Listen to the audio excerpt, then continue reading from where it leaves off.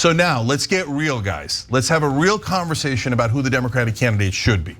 So first, I officially nominate Bernie Sanders. Okay, Democrats, go nuts, lose your minds. Establishment Democrats, no way. Don't worry, it's not gonna happen. I'll explain why it's not gonna happen in a second.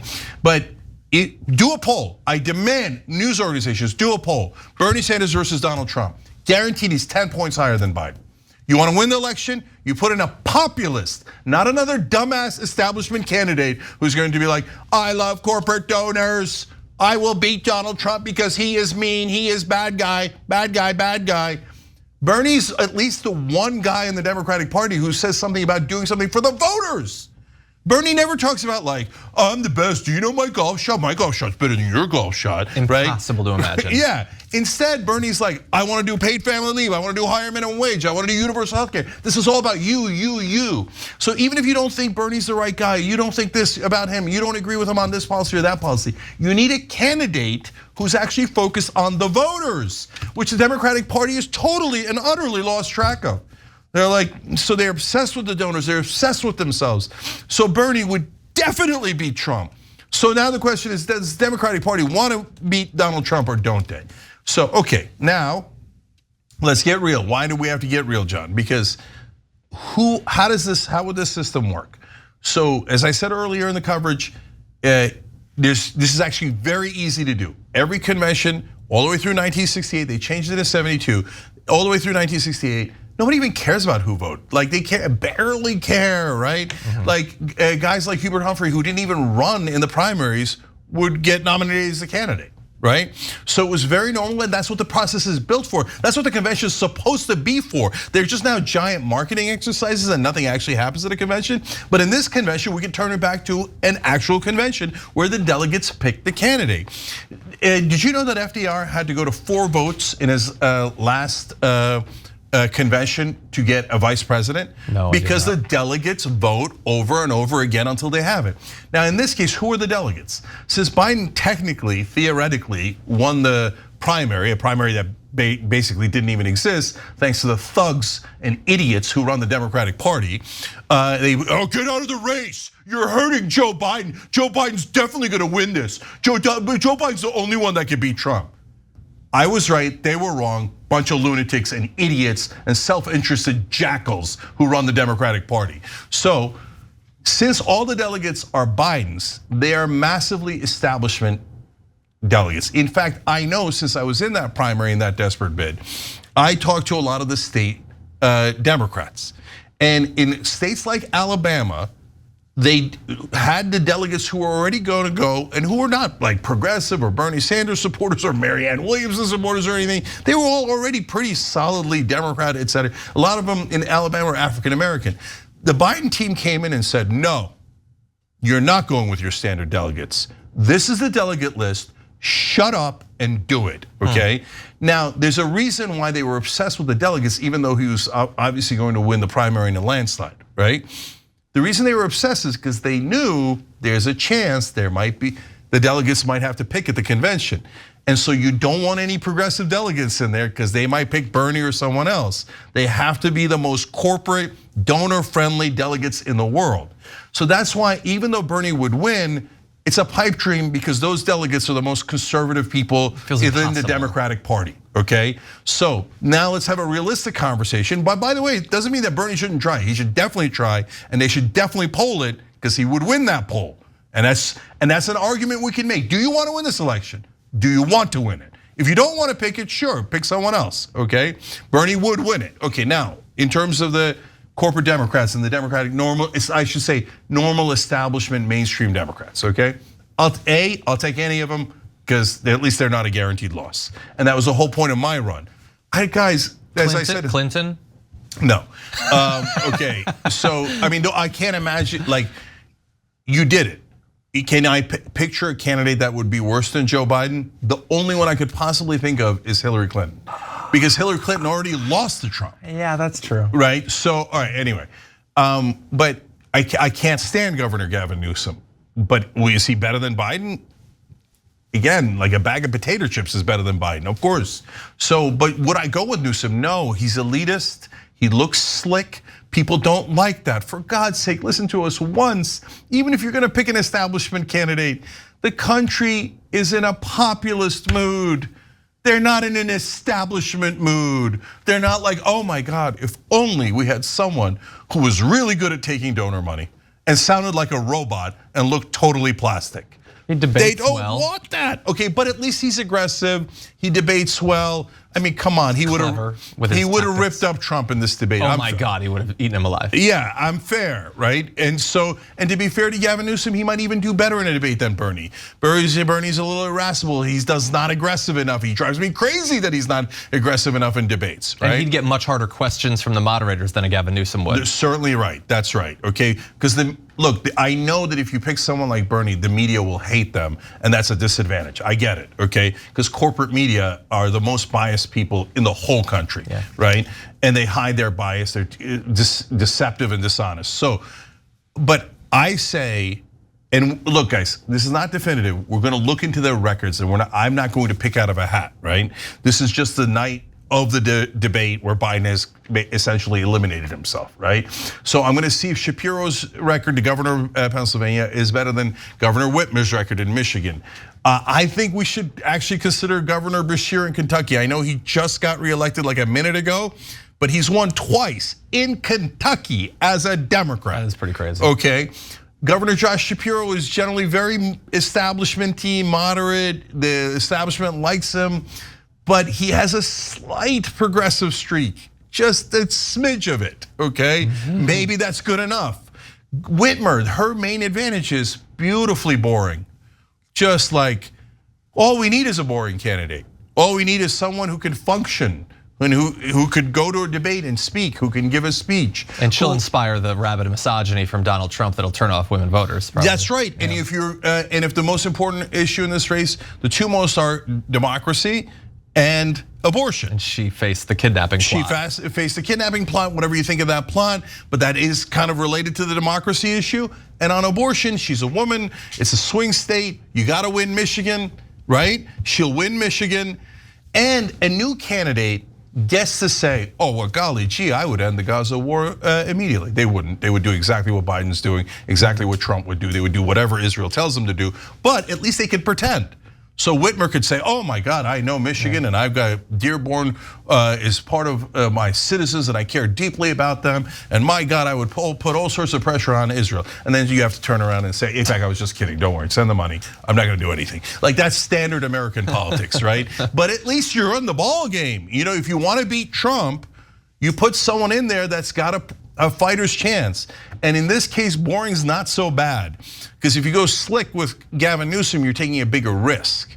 I think boring is less risky than slick Gavin coming along and be like, hey everybody, California's doing great, right? And yeah, it is in some ways and not so in other ways. Whereas you need Michigan, you need Pennsylvania. Give me Whitmer Shapiro, we win this thing.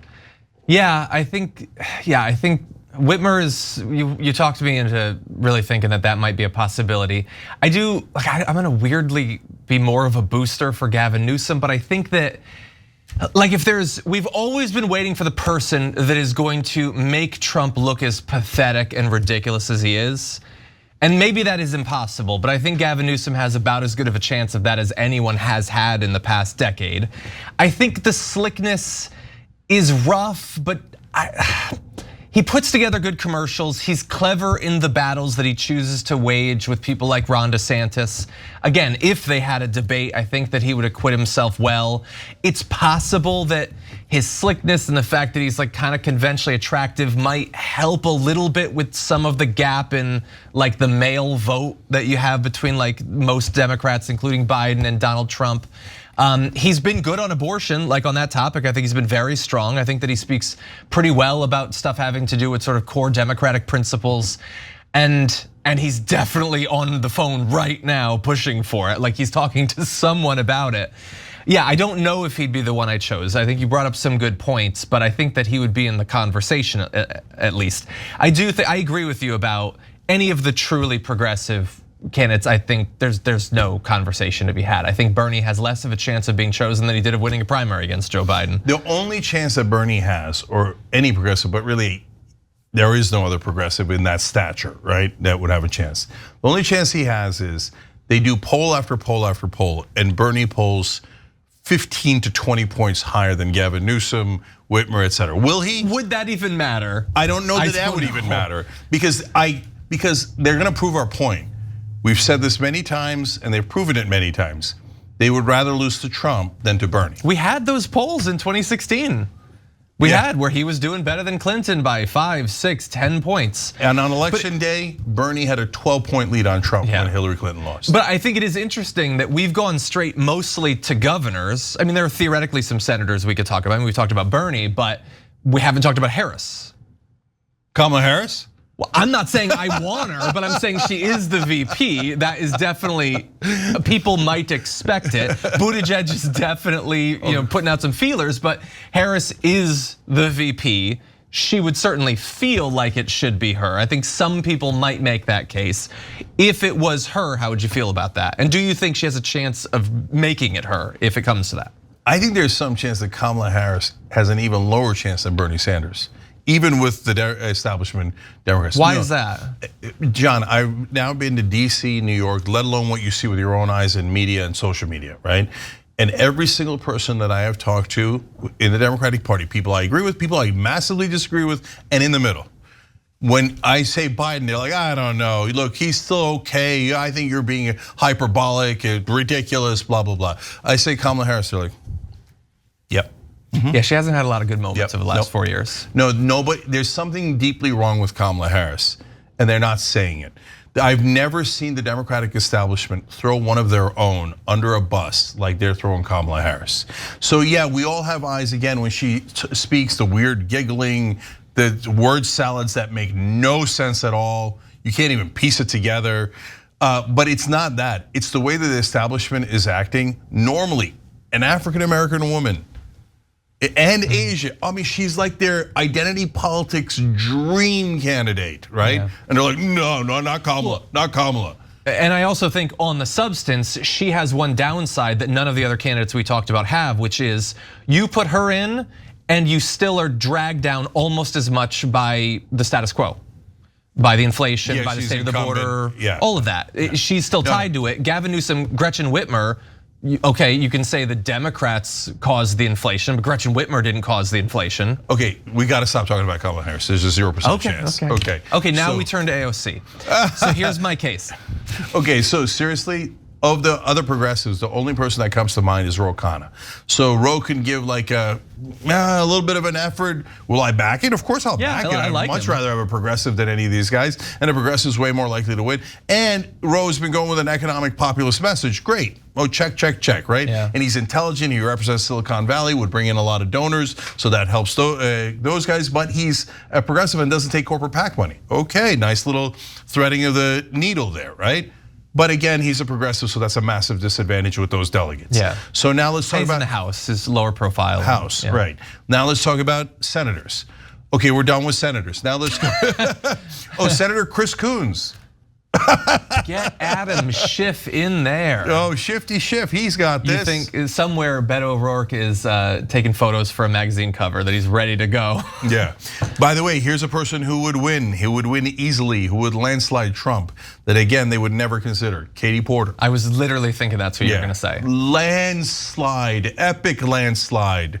So, and she's not a wild-eyed progressive like us. She's a mainstream progressive, right? She voted with the establishment many times, so don't worry, establishment, right? But they're never gonna go for it because I mean they didn't even want her in California because Adam Schiff will pleasure the donors way better than her. No. Well, so I agree with you there. And I don't know if there's any other senators that are really worth even talking about at this point. But I mentioned him in passing. But what about Buttigieg? He was like the second establishment Democrat behind Biden in 2020. He's one of the most high-profile members of the Biden administration. He's bounced back a little bit from the train stuff with the plane stuff, I guess. He's comported himself well on Fox News in some appearances. Could it be him? No, can't. I'm not advocating. I'm just saying. Look, he's gonna try. I would choose one of the governors. He's gonna try. And the establishment loves Buttigieg because they're so stupid. The View loves him. Of course they do, because he's like, donors, rah, rah, rah. Train donors, rah, rah, rah. I won't regulate you. Plain donors, rah, rah, rah. Right? But real Americans look at him and go, first of all, the kid's 12, okay?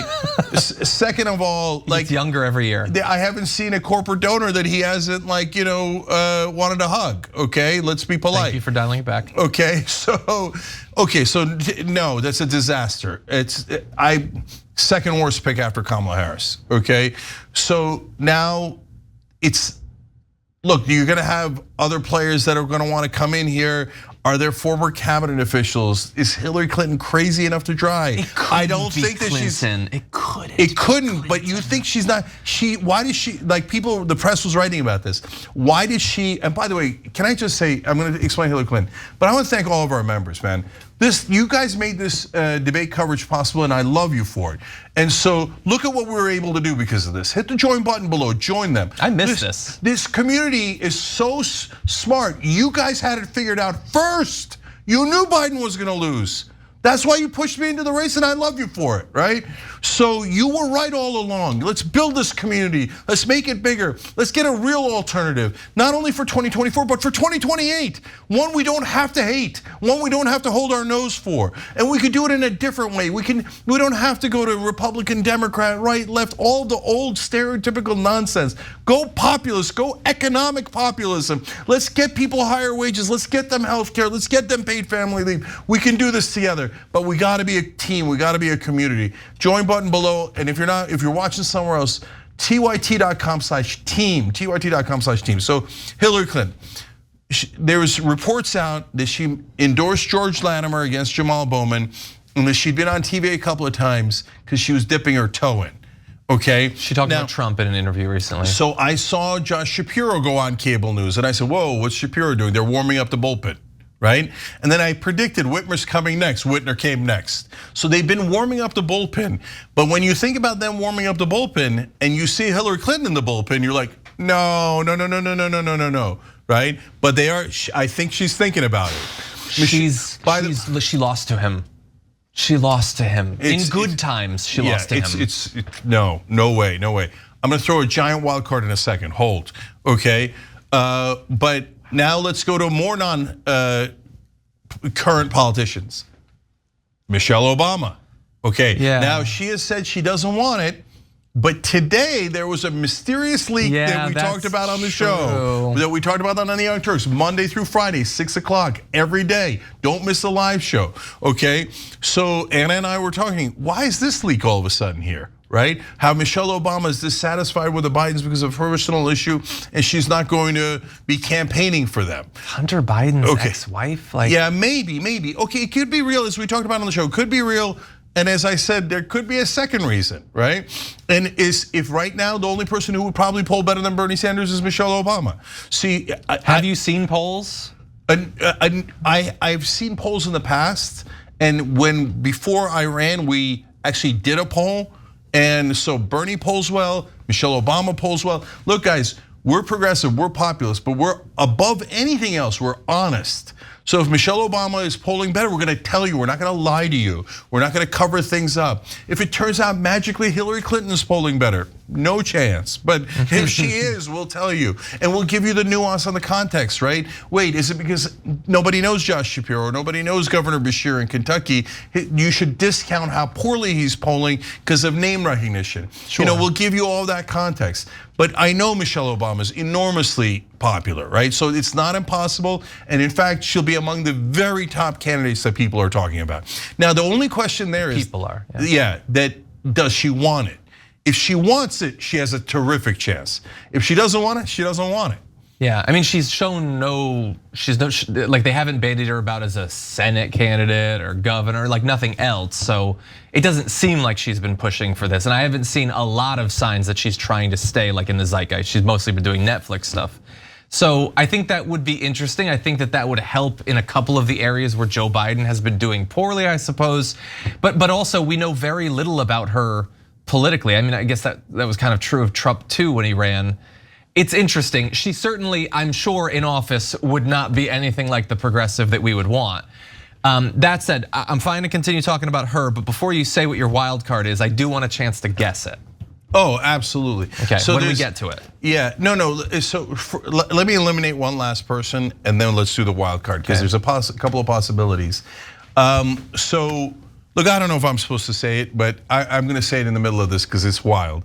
So Charlamagne just texted me, okay, and he said, "Now they finally listening." Okay, so yeah, he's probably gonna text me any minute. Yeah, no, the reason I say that is semi-obnoxious. I totally hear you. Charlamagne, you're cool. Right, it's semi-obnoxious on a couple of fronts, but the reason I'm telling you is because there was a core group of people: Ezra Klein, Charlamagne, Carville, Axelrod, Nate Silver.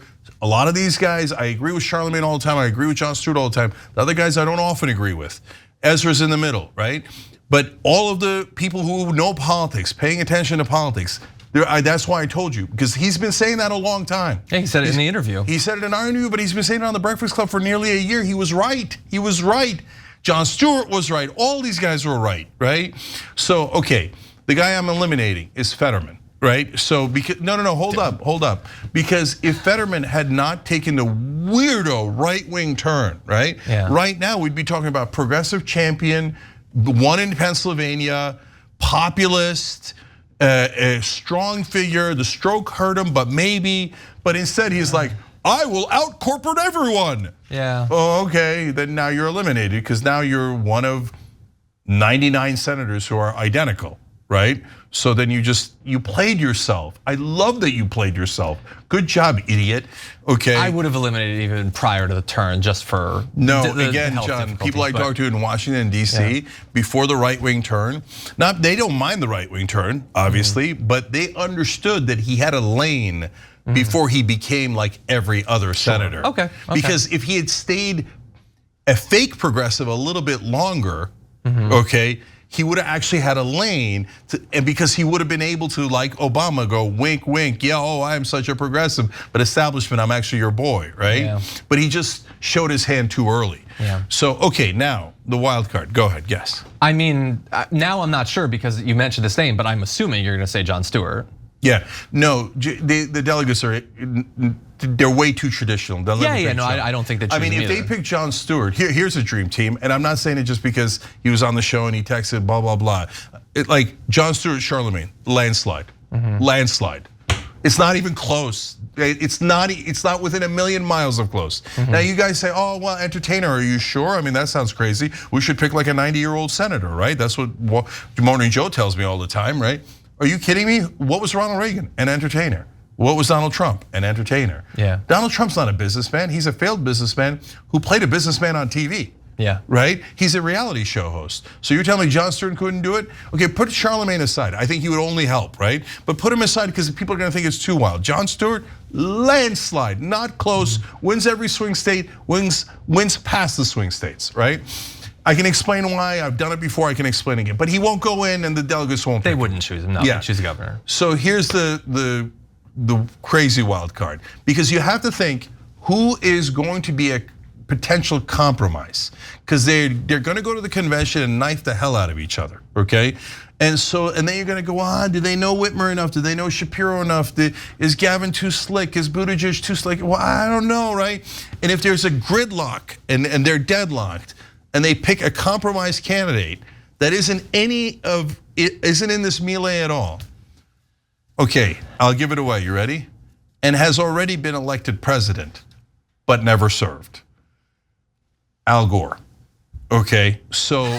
Okay. That is a wild card, and I should have thought of that, but. Okay, so Al Gore didn't just win the popular vote, he won the Electoral College. The Supreme Court stopped the count in Florida. When the papers counted in every way, the entire state of Florida, Al Gore won the Electoral College. He actually was elected president, he just never got to serve, okay? Sure. So now you say, Al Gore, what are you, crazy? He's so old. Is he?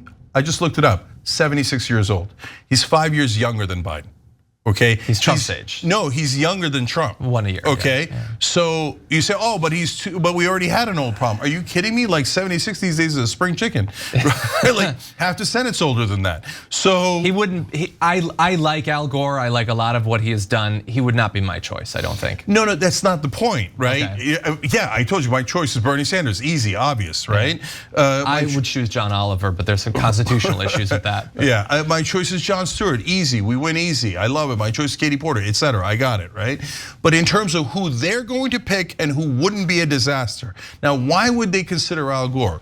Not just because he already won once, they'll hold it against him that he couldn't actually get into office, etc. They'll bring back all the old things about the eye roll and the blah, blah, blah, right? The internet. But he is certainly establishment enough, vice president, presidential candidate, senator, legendary Democratic family and legendary Democrat himself. You can't argue he's not establishment enough. But he has a progressive streak in him. Was the first guy to fight against climate change and warn us about climate change. Yeah. He was preaching about that. And yes, you can make all the jokes you want, but he was preaching about the internet and the power of that. He's been right about a lot of things, right? Very early, yeah. Yeah, so look, I'll tell you this much. If I'm the Democratic candidate, whoever happens to be, I would want to start naming cabinet members. And I would want to name Al Gore Secretary of State if he lets me. Okay, yeah, that's interesting. So because if you're Whitmer, you want the gravitas of a Gore, right? You want to have Jon Stewart be your surrogate. Oh my God, pick Charlamagne as your surrogate. Are you crazy? Because he can actually bring back the African American vote. Do you want to win or don't you want to win? You see what I'm saying? So yeah, Gore could be a crazy wild card, but if you're gridlocked, an elder statesman that pleases both camps, maybe. Yeah. Look, it's interesting. I would worry that he's just been out of the public eye. Like, we know that Michelle Obama can talk to anyone, that Hillary Clinton can talk to anyone in the establishment. I just don't know, like, is Al Gore even having those conversations, or has he been off on a ranch for the last 4 years or something? Like, and by the way, don't you want a guy who's been on a ranch for the last 4 years rather than DC? Yeah, no, I get it. I would want to hear where he's at politically right now, because I haven't touched base on that in years. But look, certainly on climate change, you had me at hello compared to the vast majority of them. Yeah. All right, guys, here's the situation. Last half hour is for the members, because the members make this show possible. So hit the join button now. If you're watching anywhere else, tyt.com/team, tyt.com/team. But because in the bonus episode, we're gonna keep this going. We're gonna hear your thoughts on who you think should be the candidate and what you thought of the debate. Did you see it the same way we did? We're gonna check back in on the press. Are they in full-blown panic mode as we are? Is it time? Are they starting to push Biden out? Has that begun already? And we're gonna show you some of the clips if you missed any of the debate, so you see it with your own eyes. So let's take a break right now. Hit that join button. And let's keep talking about it in the bonus episode for the members. And then obviously Monday through Friday, 6 o'clock Eastern, every single day. Tomorrow we got the power panel. We're gonna come back and do this again. So stay with us right now for the bonus coverage, and we'll see you tomorrow at 6 o'clock Eastern as well. So see you in a minute. Hey, thanks for watching that video. We really appreciate it, guys. And we appreciate it if you become members, because that allows us to be independent, honest, progressive, all the things that you don't get from corporate media. And all of that is because of you guys. Hit the join button below and become one of us, become a Young Turk.